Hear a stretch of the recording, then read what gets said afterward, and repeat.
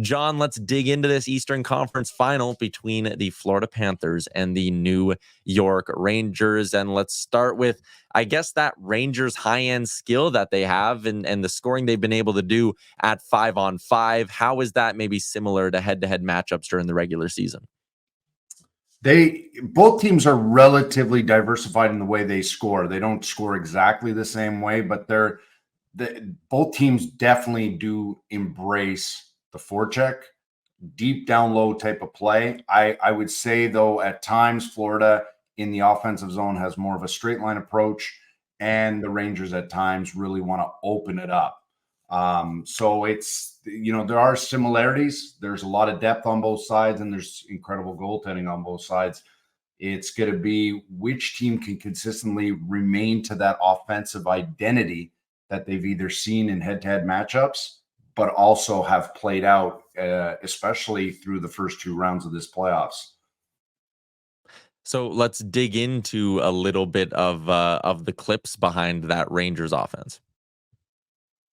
Yeah, and we'll look a lot of quick plays off the offensive zone play, a lot of movement in the offensive zone. You see Fox pinch down there to keep the play alive. And watch Trocheck right here. He reloads, fakes the shot, elite seam pass, bang, one-timer, and that's the place. If you're going to 1T on Bobrovsky, you got to go upstairs under the bar. They're really good at changing point of attack behind the net. And when they climb the puck, a forward climbs the puck up high, they overload at the net, and they're good with wristers. Now, the one thing Florida is not going to want to do is allow guys, no offense, Nick Cousins to be carrying the puck high in the zone while two defensemen dive down. So we're going to pause there. Those are the clips from the regular season.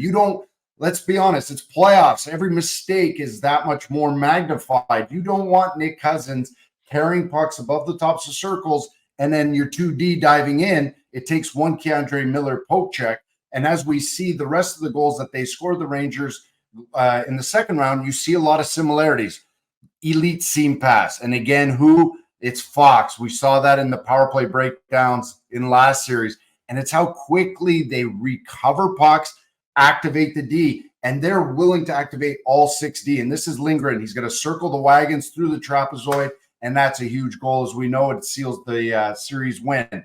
They're willing to grind along the walls, and there's zero flybys. It looks like a nothing play, but there's zero flybys. And that's why Kreider has been so effective, because players are putting the pucks within inches of that goal line, and he is there to pick up the garbage. And when in doubt, let's get on the rush. And it's Fox, one of the last guys to leave the zone, and watch again. Elite seam passes. Florida is good at surfing and negating those types of plays often, but it's something that they've got to be really sharp with.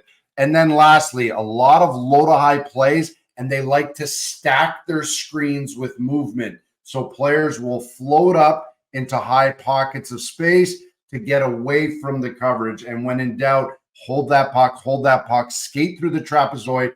And if teams are sleeping, they're going to execute right in the low slot. Interesting. Yeah. I mean, the Rangers and that net front presence with Kreider is going to be so key in 5-on-5, John. When you look at Florida, though, from their perspective, how have they been scoring at 5-on-5 that the Rangers need to be aware of? Well, again, they're heavy on the forecheck. They love that heavy game. They like to spread out the offensive zone. Most teams want to do that. Most teams want to play, let's call it 5 guys in a quadrant of the defensive zone. So Florida's going to want to go low to high. They love to hammer pucks on net. They got great net presence. They, again, like to travel through the back of the net. And one element of chemistry is Barkov and Reinhart. There's one elite play that's going to come up here. It looks like Jackie Moon in semi-pro. They kick it in, kick it out, kick it back in, and they nail it. And it's just a certain Globetrotter effect. But let's let these first few clips roll of Florida taking it to the Rangers a little bit in the regular season. And you see they dart quickly for that net presence again. They go low to high and again, stack screens. But in this case, they love to switch spots. So the guy low travels high, the guy high travels low, and it creates a little confusion. Watch this pocket pass by Barkov. Reinhart's coming in late. No, you take it. No, you take it. Now, this should be easy D-zone coverage. Reinhart finds that soft little pocket, and it's up and under the bar. These guys are willing to cycle through the back of the net, and Barkov's one of the best behind the net. And again, that chemistry down low between Barkov and Reinhart is elite. And the last thing the Rangers really can afford, you can't be circling the wagons. They're going to go low to high and hammer shots, but watch the two wingers both circle, and where's the puck? They cannot help because they both circled away from the slot on a broken play. So we'll pause there. Again, don't circle in the D zone. A lot more stops and starts. And when Florida goes low to high and that shot's taken, the Rangers can't afford to circle and float out of the zone. They got to dart down and create a 3-on-5 man advantage for themselves in the slot. So we'll see the next clips from round 2 that go back to Florida's commitment to reload, get above pucks, and then they're going to strike, and they're going to hound you. And watch, they get traffic, and they anchor that guy at the net. Forbert floats away from the net, so Rodriguez gets the body position at the net. They love the forecheck. They're just going to hug and squeeze you, and they have a knack. Florida has a knack of finding ways to get to the net, out of sight, out of mind. Now watch this play. We all know how huge this one was.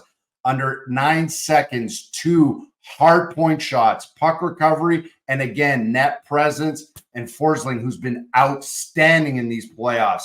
Now watch a long-range forecheck. Reinhart was still in the zone when the puck went deep. He beats everybody up the ice. We know the Bruins had line-changing issues in the playoffs, and this creates this mayhem, and there's no way Brazo gets back in time. So line changes are going to be huge because I think Florida got some real easy ones there in the last round, and you just got to be aware, do not float or stretch away from that slot.